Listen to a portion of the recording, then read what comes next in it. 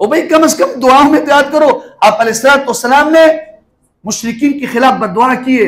बीर राउना और बीर माउना में नबी अलैहिस्सलाम के 70 सहाबा को शहीद किया गया। और यही दर्द लेकर आप अलैहिस्सलाम दुनिया से रुखसत भी हो गए थे, इसी वजह से बीमार होते थे। आप अलैहिस्सलाम ने उनके ऊपर 1 महीना कुनूत नाज़िला पड़ा, या अल्लाह इनको कर्क कर दे, इनको पकड़ दे, इनको नचोड़ दे, इनको तबाह बर्बाद कर दे। हम तो जुबान पे नहीं ला सकते, मुसलमानों के हक में दुआ भी नहीं कर सकते, तो कम से कम उनके लिए दुआएं मांगे।